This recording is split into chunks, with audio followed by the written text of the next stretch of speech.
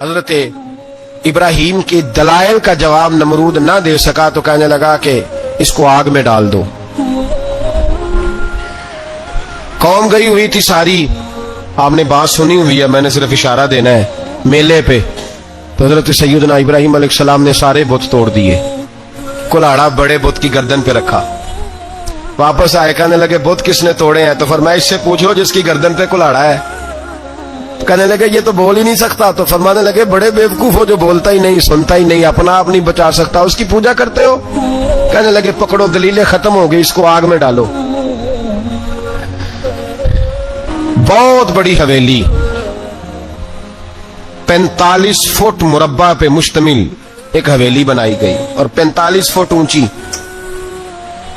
مختلف روایات, علامہ اسماعیل حقی کہتے ہیں کہ 3 مہینے تک نمرود نے کہا کہ اس کے اندر لکڑیاں ڈالو.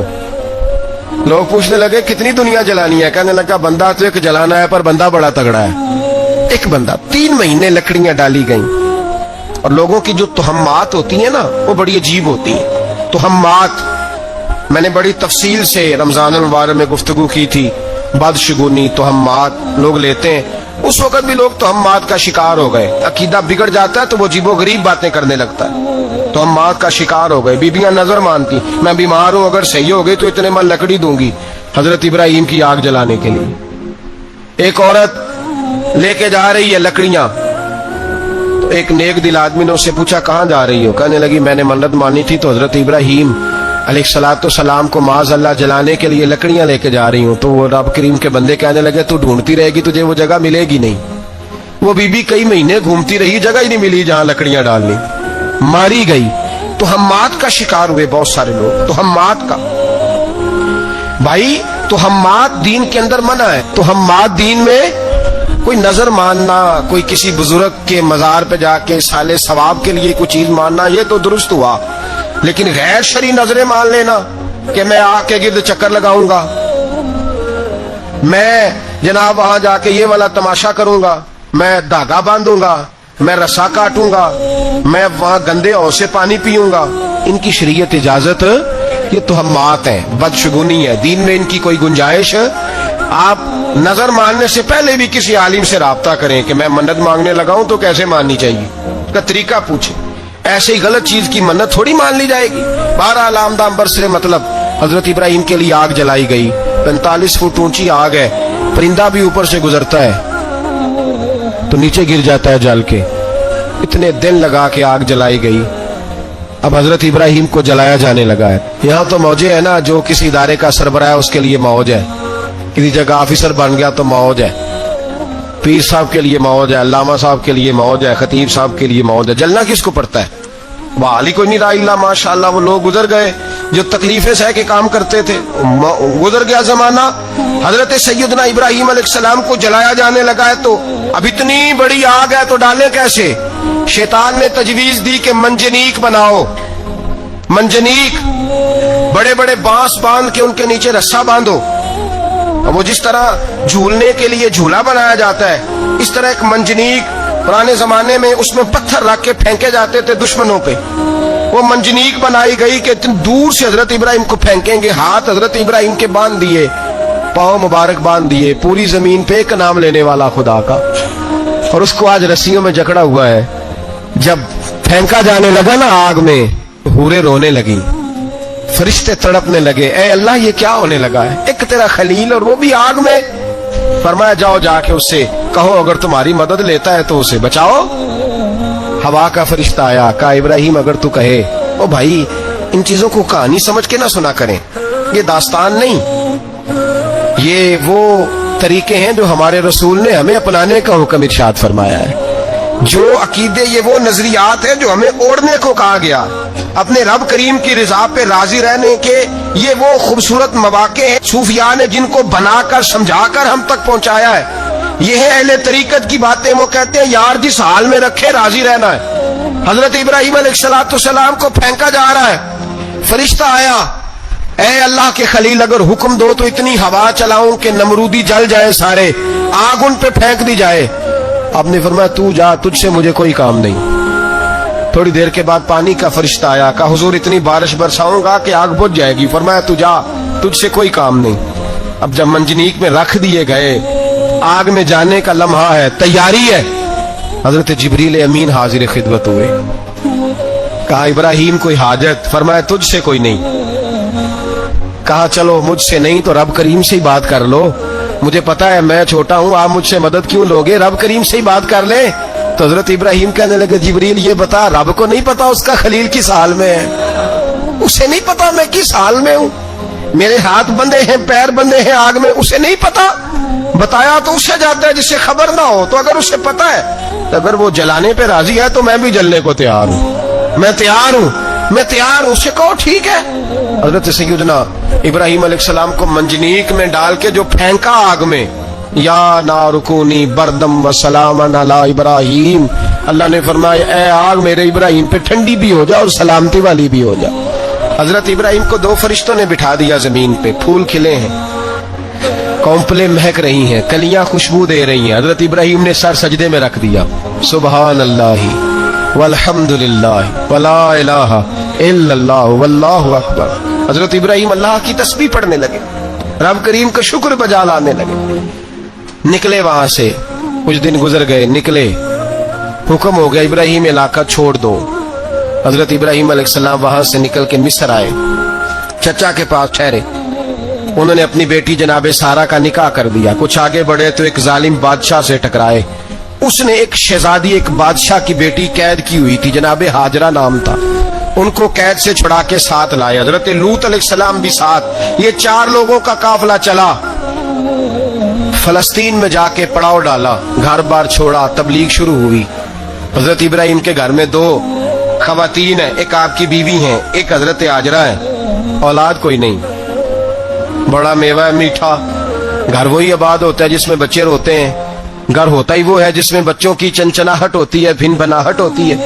हजरत इब्राहिम ने एक बच्चा रोते हुए देखा तो आंखों में आंसू आए, कहने लगे रब्बी हबली मिनस सालिहीन, या अल्लाह मुझे भी नेक औलाद अता कर। हजरत सारा ने सुन लिया, कहने लगी इब्राहिम शायद मेरे बतन से तो आपको नसीब नहीं, हाजरा से निकाह कर लो। नाबे हाजरा से निकाह हुआ। अल्लाह तो बड़ा बेनियाज है, रब करीम ने हजरत इस्माइल जैसा खूबसूरत बेटा अता फरमाया। बेटा काला स्याह भी हो तो सीने की ठंडक होता है, पर ये तो वो बेटा है जिसकी पेशानी में नूरे मुहम्मदी चमकता है सल्लल्लाहु अलैहि वसल्लम। हजरत सैयदना इस्माइल इतने खूबसूरत। अब जिस बीवी के यहाँ बेटा था, बैठना उठना भी ज्यादा उसके पास, आना जाना भी उसके पास, तवज्जो उधर हो गई। जनाबे सारा रश्क करने लगी। एक दिन कहने लगी इसे छोड़ आ जंगल में, वादिए गैर ज़ीज़र इन, मक्के के पास। भाई एक बेटा आलमे दीन बना लो। कहने लगा रोटी कहां से खाएगा? तेरे 5 बेटे हैं, को हाफिज़े कुरान बना, कहते रोटी कहां से खाएगा? वो बच्चा भी कहता है मैं कहां से खाऊंगा। हजरत इब्राहिम अलैहिस्सलाम तो चंद महीने का बच्चा छोड़ आए, तो कहां से रोटी खाई हजरत इस्माइल ने? कहां से खाई उनकी अम्मा ने रोटी? भूखे मर जाते हैं ये सारे। मैं बड़ी जिम्मेदारी से कहा करता हूं कि जितनी खूबसूरत रोटी अल्लाह करीम दीन के खादिमों को अता करता है शायद किसी और के नसीब होती हो, लेकिन हम लोग तवज्जो ही नहीं कर रहे, हमारा ज़ौक़ ही नहीं बन रहा, हम ये मेहनत ही नहीं कर रहे कि कौम को मुस्तनद उलमा की जरूरत है। इलाकों के इलाके खाली हैं, इधर हमारा मिजाज ही नहीं बन रहा, तवज्जो ही नहीं दीन की खातिर। और फिर चले बच्चे तो बात की बात है ना, जो अभी खुद जवान है वो भी तो ये दुआ। एक साहब मुझे कहने लगे मैं दुआ मांग रहा हूं, अल्लाह मुझे बेटा दे तो मैं उसे दीन पे लगाऊंगा। तो मैंने कहा आप भी बूढ़े नहीं हुए, आप खुद ही लग जाए, बेटा तो अभी आएगा तो लगेगा ना। तो आप तो इस वक्त है तो आप तो पहले लगे ना साहब, 2 घंटे तो निकाल के आए, दीन सीखने को काफी है। आप इतनी लंबी सोच रहे हैं कि बच्चा आएगा तो बड़ा होगा तो वो जाएगा तो देखी जाएगी, अभी तो आप हैं तो आप तो आओ। हजरत इब्राहिम ने बच्चा वहां छोड़ा। यहां से जो उम्रा करने लोग जाते हैं ना, जो हज करने जाते हैं, उनको पता है कि वहां दुनिया की हर नेमत मिलती है, फिर भी डबल ट्रिपल पैसे लोग जेबों में डाल के जाते हैं। हजरत इब्राहिम जब वहां लेके गए तो कोई इंसान नहीं था, पानी का कतरा नहीं था, 2 किलो खजूर, एक मशकीजा। बीवी को थमाया। हमारे घर में हजारों चीजें पड़ी हैं, लेकिन वो जो तवक्कुल है ना वो खत्म हो गया है। अल्लाह देगा, हलाल हलाल पे कनात करे, जायज जायज पे भरोसा करे, रब करीम अता करने वाला है, वो मिजाज खत्म हो गया। हजरत सैयदना इब्राहिम अलैहिस्सलाम 2 किलो खजूरें, एक मिशकीजा पानी का दे करके اور وہاں بٹھایا آپ نے اپنے بچے کو اور اپنی زوجہ جناب ہاجرہ کو، اور بٹھا کر کے یہ واپس پلٹنے لگے تو حضرت ہاجرہ سلام اللہ علیہ نے آواز دی، کہا ابراہیم کس کے سہارے پہ چھوڑ کے جا رہے ہیں؟ جہاں آب زمزم کا کنواں ہے نا، جو لوگ گئے ہیں انہوں نے صفا مروہ کی صحیح کی ہے، صفا مروہ سے باہر نکلے نا، سرکار کی ولادت کا مقام ہے، اس جگہ پہ آب زمزم کا کنواں تھا، وہاں حضرت سیدنا ہاجرہ کو بٹھایا، کوئی چیز نہیں، کوئی درخت نہیں، کوئی کھیت نہیں، کوئی پانی نہیں، کوئی کنواں نہیں، وہاں بٹھایا اور بٹھا کر کے نکلنے لگے تو جناب ہاجرہ فرمانے لگی ابراہیم کس کے سہارے پہ چھوڑ کے جا رہے ہو؟ کہنے لگی اللہ کے سہارے پہ۔ تو پاک باز بی بی نے ایک لفظ پوچھا، کہا ابراہیم یہ میرے رب کا حکم ہے، یہ میرے، بس جن کا عقیدہ توحید مضبوط ہو ان کے لیے ایک جملہ کافی ہوتا ہے، یہ میرے اللہ کا حکم ہے۔ تو جناب ابراہیم علیہ السلام فرمانے لگے ہاجرہ ہاں رب کا حکم ہے۔ جب یہ لفظ کہے تو چاہیے تھا نا حضرت ابراہیم تسلی دیتے، تو بی بی صاحبہ تسلی دینے لگی، عرض کرنے لگی ابراہیم اگر اللہ کا حکم ہے تو پھر آپ ہماری فکر نہ کرنا، اگر یہ رب کا حکم ہے تو پھر ہماری فکر نہ کرنا، جس رب نے ہمیں یہاں تک پہنچایا ہے وہ ہمیں کبھی بھی ضائع نہیں فرمائے گا، پھر فکر نہ کرنا۔ حضرت ابراہیم آ گئے، بات آپ نے سنی ہوئی ہے، اشارہ کرنا مقصود ہے۔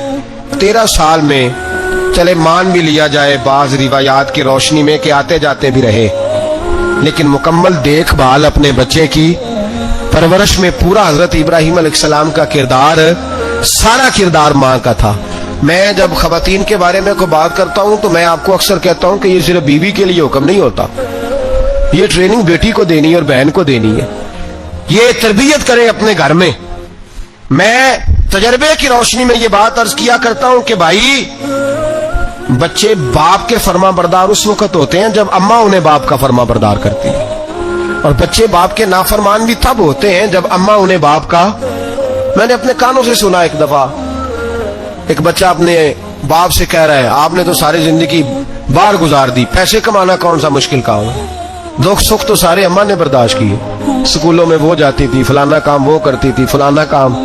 اب یہ سوچ اس کی ذاتی تو نہیں، یہ اس کو دی گئی ہے، اور اگر اس کو یہ سوچ دے دی جائے کہ اماں کہے کہ میں تو اپنوں میں رہی ساری زندگی، میں نے تو اپنوں میں وقت گزارا، اور تیرا باپ تو کئی دفعہ جنازے بھی نہیں پڑھ سکا، نے تو ماں باپ ایسے دفن کر دیے، وہ اگر یہ سوچ فراہم کرے تو پھر بچہ باپ کا فرما بردار ہوتا ہے۔ اور یہ والی روایتیں ہم بیوی کو سناتے ہیں، حالانکہ کس کو سنانی چاہیے؟ بولیے، بہن اور بیٹی کو، بہن اور بیٹی کو سنائیں یہ باتیں، ان کو سمجھائیں تاکہ آگے جا کے وہ جو گھر ترتیب دے وہ گھر بڑا عمدہ اور نکھرا ہوا ہو۔ حضرت سیدنا ابراہیم 13 سال کے بعد آئے، چونکہ گھر میں اللہ تبارک و تعالیٰ کی دوستی کا چرچا تھا، اللہ تبارک و تعالیٰ کی محبوبیت کا غلبہ تھا۔ 13 سال کے بعد فلما بالغ معہ سعیا، بیٹا جب اتنا بڑا ہوا کہ سال چلنے لگا تو حضرت ابراہیم نے اپنے بیٹے کو بلا کے کہا بیٹا مجھے خواب آئی ہے، میں تجھے ذبح کر رہا ہوں، تیری کیا رضا ہے؟ تو حضرت اسماعیل کہنے لگے یا ابت افعل ما تؤمر، ابا جی اللہ جیسے حکم دیتا ہے میرے ساتھ ویسے ہی کریں، جیسے اللہ حکم دیتا ہے ویسے ہی، بولیے، ویسے ہی کریں۔ حضرت ہاجرہ کو کہا کہ ایک دوست نے دعوت کی ہے تو وہاں جا رہے ہیں، بی بی مطمئن ہے، تفصیلات کی ضرورت نہیں، ختم بات، اعتبار ہے، مطمئن ہو گئی۔ شیطان پیچھے سے آیا اماں کے پاس، ذرا تھوڑی دیر کے لیے تصور جمائیے، یہاں تو پڑوسن آ کے کو بات بتا دیتی ہے خاوند کے بارے میں تو کئی مہینے جھگڑا جاری رہتا ہے، پڑوسن محلے دار۔ شیطان نے آ کے بتایا لفظ کیا ہے؟ کہا حضرہ تمہیں پتا ہے کہاں جا رہے؟ کہا دوست کی دعوت میں۔ تو کہنے لگے دوست کون ہے؟ رب کریم، اور ابراہیم کا خیال ہے کہ اس رب نے مجھے حکم دیا ہے کہ میں ذبح کروں۔ تو حضرت ہاجرہ کہنے لگی کبھی باپ بھی بیٹا ذبح کرتے ہیں؟ شیطان کہنے لگا ان کا خیال ہے کہ ان کے رب نے حکم دیا ہے۔ جناب ہاجرہ فرمانے لگی اگر رب نے حکم دیا تو پھر تو مجھے شیطان لگتا ہے، تو مجھے شیطان لگتا ہے۔ کہا کیا مطلب؟ فرمانے لگی اگر رب کریم کا حکم ہے تو میرے پاس ایک اسماعیل ہے، اگر 1000 بھی ہوتے میں سارے اللہ کے راستے میں پیش کر دے دیتی، مالک کا ہی تو ہے سارا کچھ، اسی کا ہے، اس میں لیت اللہ کی کیا گنجائش؟ حضرت سیدنا ابراہیم علیہ السلام نے بیٹے کے حلق پہ چھری رکھ بھی دی اور چھری چلا بھی دی، رکھ بھی دی، اور وہ تو اللہ کریم نے فرمایا یا ابراہیم قد صدقت الرؤیا، ابراہیم تو نے خواب سچا کر دکھایا، وہ قیامت تک تیرا نام رہے گا۔ حضرت ابراہیم نے وطن بھی دیا, جان بھی دی, بیٹا بھی. اللہ کریم نے دمبے دیے, فرمایا یہ فدیہ ہے. اب یہ قربانی قیامت تک حضرت ابراہیم کے طریقے کے مطابق جاری ہے. حضرت ابراہیم بہت بڑے مہمان نواز تھے, بہت بڑے. آپ جب مصر میں قیام تھا تو بڑے بڑے لمبے چوڑے لنگر پکتے تھے, لوگ آیا جایا کرتے تھے, بڑا تفصیل کے ساتھ کھانا ہوتا تھا.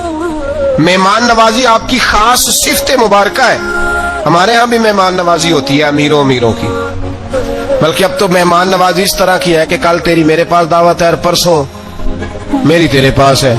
وہی امیروں میں وہ چکر رہتا ہے, پارٹیاں دوست ایک دوسرے کو ڈالتے ہیں, تیری طرف پارٹی تیری طرف. اور اسی انداز میں اب یہ عید آئے گی نا, ٹکا پارٹیاں ہوں گی جگہ جگہ.